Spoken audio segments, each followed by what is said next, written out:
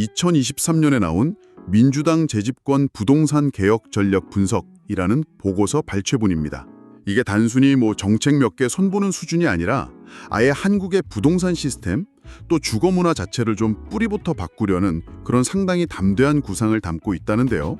현 정부 정책과도 일부 좀 유사점이 보인다고 하는데 그래서 더 흥미로운데요.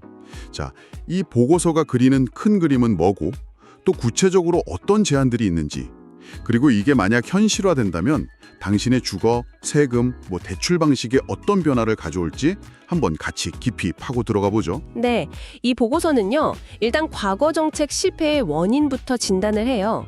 그 핵심은 철학의 부재, 그리고 시장 만능주의에 빠져서 집값 폭등이나 주거 불평등을 키웠다는 겁니다.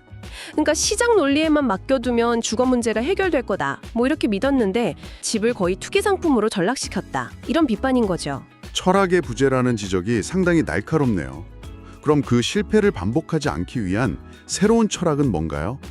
이게 단순히 시장 실패를 넘어서는 관점인 것 같은데요. 그렇죠. 보고서는 부동산을 더 이상 사적 자산이나 투기 수단, 이게 아니라 공공 자산으로 봐야 한다, 이 관점을 전면에 내세웁니다.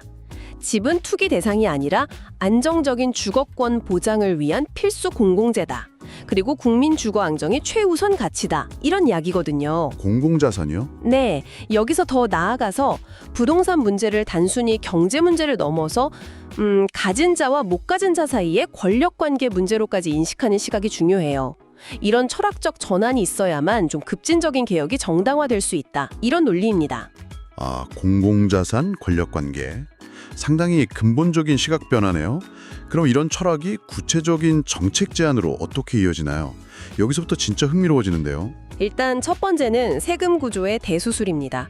종합부동산세 같은 보유세는 다주택자나 고가주택 소유자에게 부담을 확 늘리는 거죠. 네. 그 불로소득을 환수하겠다, 이런 강력한 의지가 보이는 거고요. 반대로 취득세나 양도세 같은 거래세는 좀 낮춰서요, 실소유자가 집을 사거나 이사할 때 부담은 줄여주자는 겁니다. 그러니까 요약하면 소유에 대한 책임은 무겁게, 거래는 좀 더 원활하게 만들자, 이런 방향이군요. 네, 바로 그거죠. 보유세는 올리고 거래세는 낮춘다. 이게 시장 참여자들 행동에 꽤 직접적인 영향을 주려는 의도 같은데요. 근데 세금보다 더 파격적인 제안도 있다면서요. 그 전세 제도에 대한 거요? 네, 여기가 사실 가장 좀 논쟁적일 수 있는 부분인데요. 보고서는 전세 제도가 가계부채 증가, 또 갭 투자 조장, 그리고 끊이지 않는 전세 사기 문제, 이런 것들의 근본 원인 중 하나다, 이렇게 지목을 해요. 원인으로요? 네, 그래서 해결책으로 전세자금 대출을 단계적으로 축소하거나 아예 폐지하고 월세 중심으로 주거시장을 전환해야 한다, 이렇게 주장합니다. 전세대출 폐지라니, 이게 수십 년간 사실 한국인의 주거 사다리 역할, 그런 측면도 있었잖아요. 근데 그 대안이나 충격 완화 방안 같은 것도 보고서에 좀 담겨 있나요? 보고서도 그 파장은 인지하고 있어서 단계적 축소를 언급하긴 합니다. 근데 구체적인 충격 완화 방안보다는 월세 시장으로의 전환 자체에 좀 더 무게를 두는 것 같아요.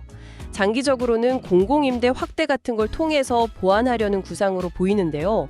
하지만 단기적인 시장 혼란 가능성, 이게 이 보고서가 풀어야 할 가장 큰 숙제 중 하나겠죠. 그렇군요. 이제 시장 관리 방식 자체도 손보겠다는 거네요. 맞습니다. 금융감독원처럼요, 부동산 시장만 전담하는 독립적인 부동산 감독기구, 이걸 신설하자고 제안합니다. 현재 여러 부처에 좀 흩어져 있는 감독 기능을 통합해서 시장 감시나 개입을 체계화하고 투기 세력을 효과적으로 차단하면서 투명성도 높이겠다, 이런 취지죠.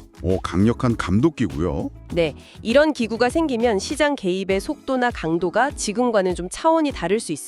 감독기구 신설에 더해서 주택 공급 방식도 바꾸자, 이런 얘기도 있다고요? 네, 주택 공급은 철저히 공공주도로 전환하고 개발 이익은 사회가 환수하는 시스템을 구상합니다. 특히 분양과 임대를 섞는 소셜 믹스 단지를 확대해서 단순히 집을 공급하는 걸 넘어서요, 계층 간의 사회 통합까지 이루겠다, 이런 목표를 제시하고 있습니다. 주거 정책을 사회 통합의 도구로 활용하려는 시각인 거죠. 자, 정리를 좀 해보면요. 이 보고서는 부동산을 투기 수단이 아니라 오직 주거의 공간으로 만들겠다, 이런 확고한 철학 아래에서 세금, 전세, 시장 관리, 공급까지 아주 전방위적인 시스템 개편을 제안하고 있네요. 이게 진짜 현실화된다면 당신의 세금 고지서, 대출 조건뿐만 아니라 뭐랄까 집을 소유하고 거주하는 방식 자체가 근본적으로 달라질 수도 있겠어요. 물론 그 보고서 스스로도 인정하듯이 현실의 벽은 높습니다. 전세 제도의 급격한 변화가 불러올 혼란도 있을 거고요. 보유세 강화에 대한 조세 저항이나 사회적 합의 문제도 만만치 않죠. 또 공공개발 중심 정책의 효율성 논란 같은 거, 이론과 현실 사이의 간극을 어떻게 메울지가 관건이 될 겁니다. 그렇죠.